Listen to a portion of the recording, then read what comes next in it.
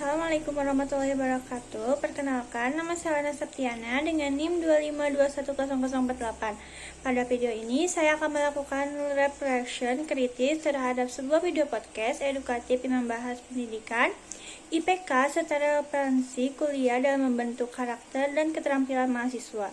Selama menyimak, saya akan menilai argumen narasumber, membedakan opini, dan merelevasikan makna diskusi ini. Perlu dipahami bahwa yang namanya ilmu pengetahuan itu tidak pernah ada absolut, selalu berkembang. Dulu orang berpikir bumi itu datar, sekarang tahu bumi itu bulat.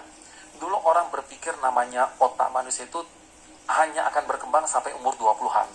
Tapi faktanya kita tahu bahwa otak manusia itu bisa selalu berkembang hingga ia meninggal nantinya. Ilmu selalu berkembang. Maka yang perlu ditanamkan adalah bagaimana teman-teman itu berani beropini, berani berpendapat. Tentunya bukan asbun dong, tapi bertanggung jawab. Masalahnya Bang, sistem...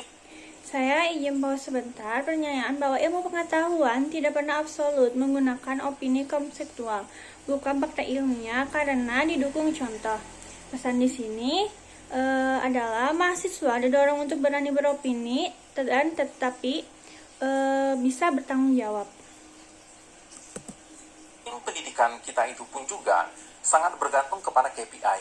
Betul KPI perlu untuk menjaga quality, tapi yang terjadi adalah karena saking bergantung kepada KPI, kalau mahasiswa itu nilainya jelek, itu berpengaruh kepada nilai kampus. Kalau ada mahasiswa telat tamat, itu berpengaruh kepada nilai kampus. Sementara pengajar, si dosen, bebannya pun abrek-abreknya luar biasa. Maka apa yang dilakukan? Udahlah gajinya tidak gede-gede amat, tugasnya terlalu banyak, ada tridharma pengajaran, penelitian, plus mengajar kepada masyarakat. Beban sebanyak itu, akibatnya dosen ya sudahlah, yang penting sudah mengajar, ya sudah, mudah-mudahan bisa lulus. Kalau nilai jelek kasih tugas agar lulus. Itu yang membuat orang bertanya, jadi gunanya kuliah apa? Ketika kita berharap mahasiswa itu bisa mengembangkan pola pikir, tapi walaupun pola pikir berkembang nilai jelek buat apa? Itu yang sebetulnya perlu kita lihat bersama-sama, apa sih sebetulnya dikejar. Apakah nilai A yang penting? Kalau mengejar nilai A Bang, tahun 2003 saya mulai kuliah S1, yang IP di atas 3 itu jarang Bang. Apalagi di atas 3,5. Rata-rata IP 2. Saya juga dulu IP-nya 1,9 dulunya. Nah, sekarang kebalikannya, lebih gampang menemukan orang-orang cum laude dibandingkan mereka IP 2. Kita sama-sama tahu, entah orangnya makin pintar atau sebetulnya terjadi degradasi IP. Kita sama-sama tahu lah, saking banyaknya orang IP cum laude membuat tidak ada lagi yang stand out dibandingkan mereka. Nothing spesial lagi. Apa spesialnya? IP saya 3,9. Lalu kenapa? Semua orang IP-nya segitu juga. Nah, itu orang mulai bertanya-tanya lagi, jadi relevan nggak sih? Nah, inilah yang perlu diperhatikan. Orang mempertanyakan relevansi sekolah. Saya izin untuk memutar ulang karena untuk memastikan pemahaman saya.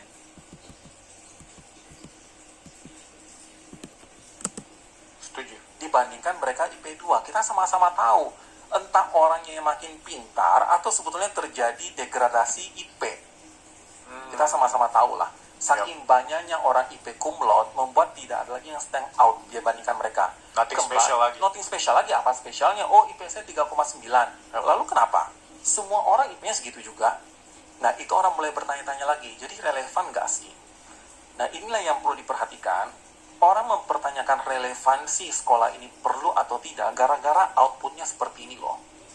Ketika kita berharap tujuan pendidikan itu kan adalah membentuk karakter, bukan mencari kerja. Ini saya menarik loh, ketika ada perdebatan tentang filsafat. Tentang filsafat dan filosofi ya.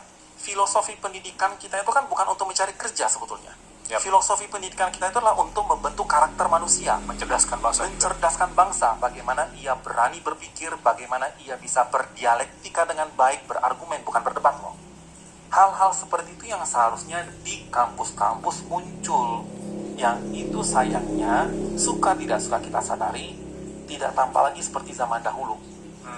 Sementara yang namanya masalah informasi, betul, informasi dari podcast segala macam itu lebih cepat dibandingkan buku yang ada di perguruan tinggi. Jadi kalau mengenai masalah bicara tentang streaming pengetahuan, non formal memang jauh lebih jago.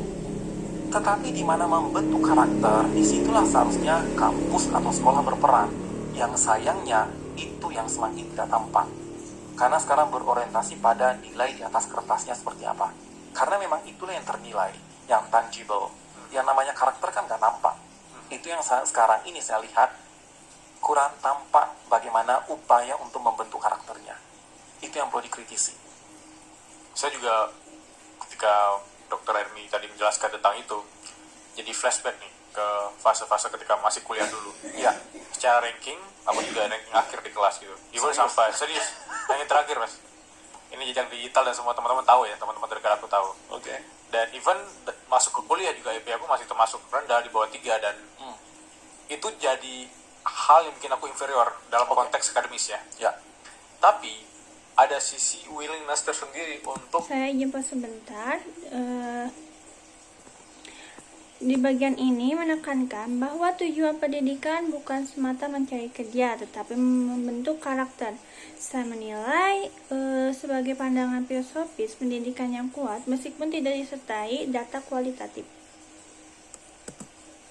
mengembangkan skills atau kemampuan belajar aku di luar kampus.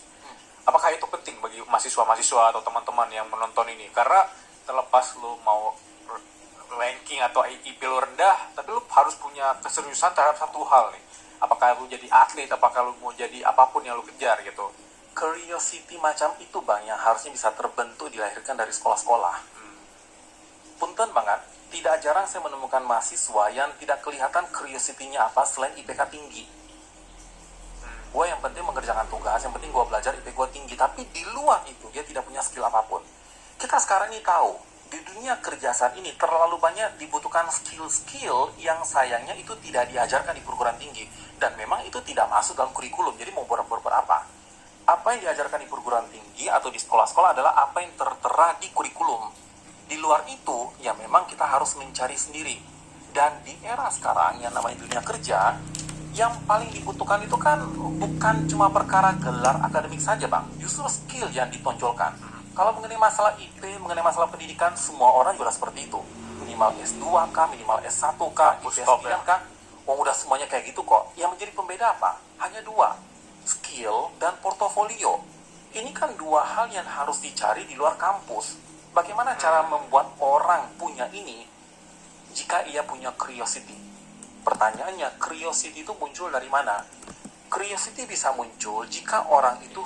Saya izin pause sebentar. Narasumber menanyakan bahwa dunia kerja lebih menuntut skill dan portofolio. Menurut saya, ini adalah opini yang relevan dengan kondisi saat ini, meskipun tidak bisa digenerasikan untuk semua bidang. Sudah punya tujuan. Gue punya tujuan, targetnya nanti menjadi diplomat. Suka tidak suka, gue harus mempelajari skill-skill tertentu. Bagaimana cara menulis email yang baik. Kita sama-sama tahu lah, kadang menulis email saja suka kacau balau. Bagaimana menulis pesan yang baik antara di WhatsApp dengan berbicara. Skill komunikasi itu tidak ada kurikulum resmi kecuali di prodi komunikasi mungkin ya.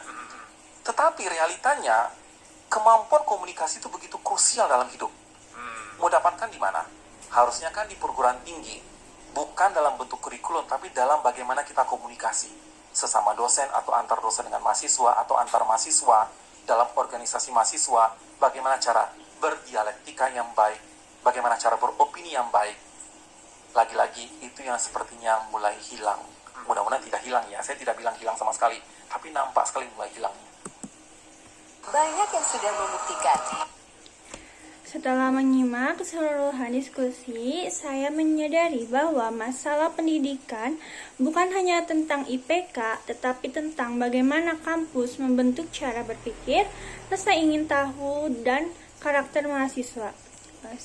Saya sebagai mahasiswa merefleksikan ini membuat saya memahami bahwa nilai penting tetapi tidak cukup tanpa perkembangan skill dari diri kita sendiri.